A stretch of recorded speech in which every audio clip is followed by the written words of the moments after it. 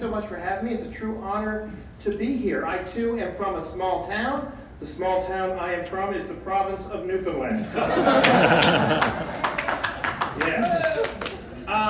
So this book is all about me growing up in St. John's, really on the outskirts of St. John's. You think of Newfoundland, you think of lighthouses and the ocean. And I grew up next to a highway. My dad worked in radio. I had older parents. Dad died a few years ago. He was 93. I was I believe the term is mistake. But they're wonderful people. The first thing I remember is drowning. My mother had taken me swimming at what Newfoundlanders call the beach. This is not what the average person would imagine when they picture a beach. There is no golden sand. Emerald water does not dance along the shoreline. Bronze and toned bodies do not lounge on beach blankets, hiding flirtatious glances under designer sunglasses. This is not what the Beach Boys sang about. This is more like a beach in the Allied troop carriers landed on the beaches of Normandy despite the conditions since. In fact, most of my childhood memories are like black and white footage. The sky is always gray, there's a lot of shaking, and someone is always yelling, "Move, move, move!"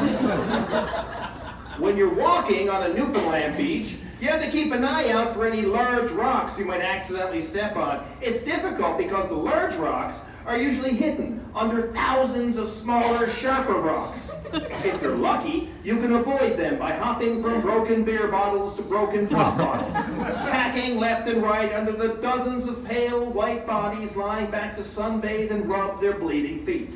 A Newfoundland sunbather is a sight to behold. It's best to use protective eyewear.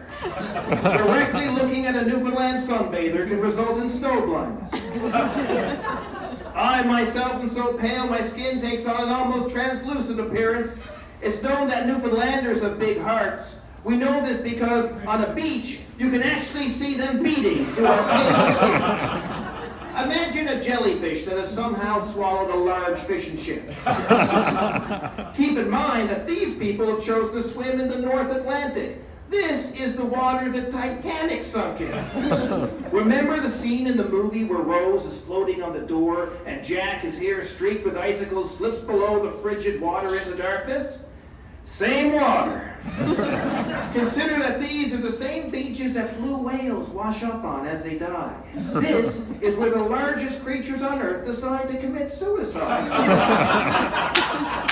And yet, wave after wave of doughy, cadaverous swimmers playfully dive in and say, "Water's not so bad today, I can feel my legs." Now back to drowning. It wasn't the cold water that almost got me, nor was it the powerful Labrador current that drags icebergs down from the Arctic. No, it was something much more dangerous. It was an all-consuming, ever-present Newfoundland danger: conversation. I was 3 years old and in awe of the sights and sounds. Up until this point, I'd led a sheltered life. I grew up 5 kilometers from anything. My father was a newsman at VOCM Radio in St. John's, and he tried valiantly to fill small-town news with big city excitement. A typical Mark Critch news report would go, "Late last night, early this morning, a moose was struck on the Trans-Canada Highway. The sex of the moose has not yet been released. 2 men were killed, 1 seriously." Mark Critch for the VOCM News Service. We lived next to the radio station, which was next to a 4-lane highway, and that led onto the Trans-Canada Highway. My early childhood was like the first level of the video game Frogger. And there were no children for miles. The closest thing to other kids for me to play with were the used car salesmen at the lots down the road. Halloween was a lonely time. I was a sad sight walking along the Trans-Canada in my plastic C-3PO costume from Woolco. Not that you'd know I even wore a costume under the snowsuit I had to wear to protect me from the snowdrifts along the highway. Little me, trick or treat, used car salesman. "Hi, Mark, what are you supposed to be? A robot in a snowsuit?" Little me, "Something like that." Used car salesman. "You're a weird kid. Look, I don't got no candy. How about a pack of Halls and a handful of Rothmans?" Sounds good. But now, here among the rocks of the beach, there were more kids than I'd ever seen before. I was drawn to them. My mother, on the other hand, was drawn into a conversation. That was not hard to do. My father worked at a radio station. My mother was a radio station. She was a news-gathering machine who could spit out gossip at a machine gun pace. To engage my mother in conversation was to face a barrage of gossip-loaded ammunition. Stranger, how are you today, ma'am? Mom. Oh my God, yes, now how are you, my dear? My God, I heard about your mother. Shocking, isn't it? You're Marjorie Chaffe's son, aren't you? Yes, God, and her full up with the cancer. Of course, she smoked all her life, didn't she? But your father smoked too. Hard to say if it was her smoke or his smoke got her. Sure, could have been you, I suppose, because you don't smoke too, don't you? And died of a hat trick. First, second, and third hand smoke. My God.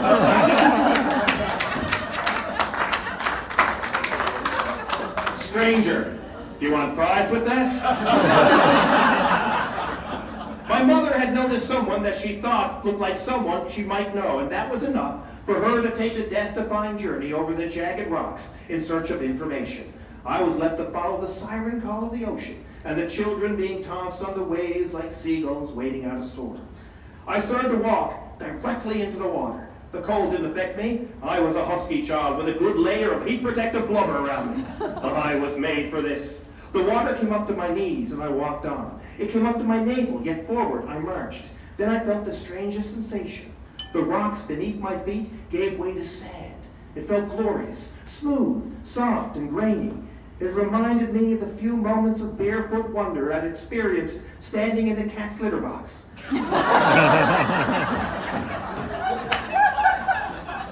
Before my mother told me to get out of that now before I skinned you, for God's sake, the cat's arse was in that!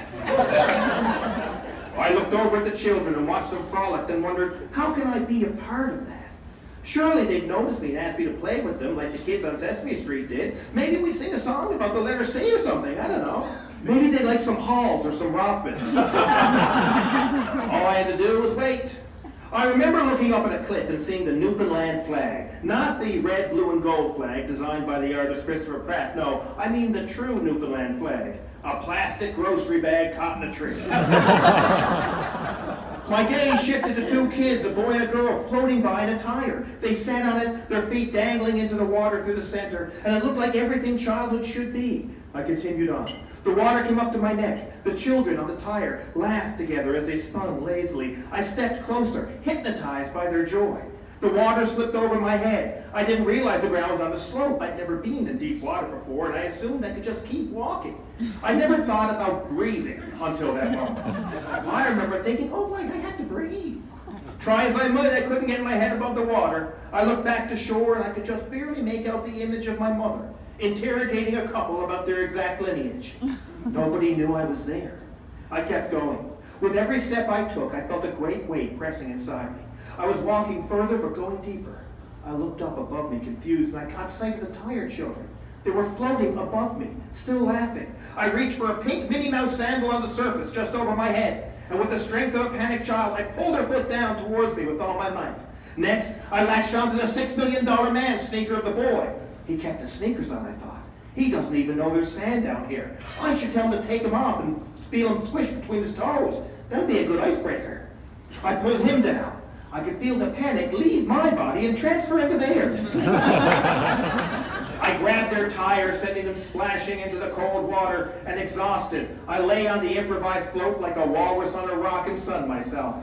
It was nice to have friends my own age. My mother rushed into the water. My God, Mark, that's not nice. That's a little boy's tire, not yours. What a scene. He's crying now. Oh, I'm sorry. I don't know what's gotten into him. He was in the cat's litter box last week.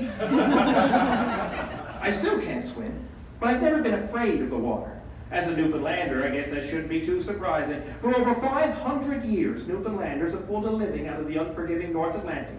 First, they went after the cod, but when the cod disappeared, I assumed, like all Newfoundlanders, that the cod simply went off to Alberta to look for work because the arse was out of the But who needs the fishery when you have oil? And we had that, oh yes, offshore oil fields and oil rigs and oily politicians who spent the oil revenues because they had oil in their eyes. They didn't see the drop in oil prices coming. Newfoundland is the only place on earth that went broke because it discovered oil. Newfoundlanders have always taken from the sea, but she takes back. Fishermen are forever lost on the ocean. An old song sung in bars here goes, and everyone here should get down on one knee and thank God we're surrounded by water. While another song warns, your heart would ache for all their sake if you were standing nigh, to see them drowning one by one, and no relief being nigh. Most Newfoundland fishermen can't swim. Why bother? If you fall into the cold North Atlantic, you only have minutes to live, and if there was a chance of surviving, someone might try to jump in and save you, and you'd be putting them out, and you wouldn't want to do that. Oh, you'd die of embarrassment. Best not to bother anyone and just drown. You wouldn't want to seem too uppity. The real Newfoundland is not like the award-winning tourism ads. I've lived there all my life, and I've never stood on a cliff with the sun splitting the rocks, as two whales breach in a choreographed ballet, while some little red-headed girl plays the fiddle for me.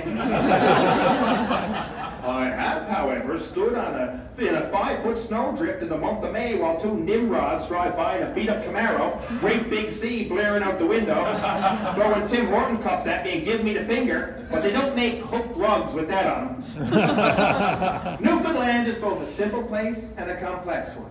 The people are warm and friendly, but their humor is sharp and biting. Newfoundland is always walking the line between prosperity and poverty. The people who live here are forced to go away for work, but they never leave. This place is not black and white.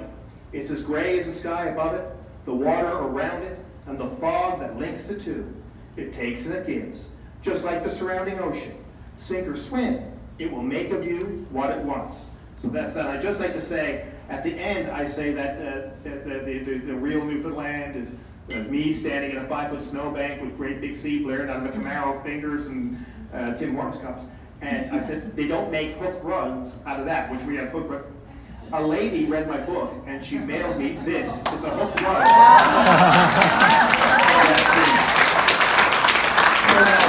Thank you very much for your time.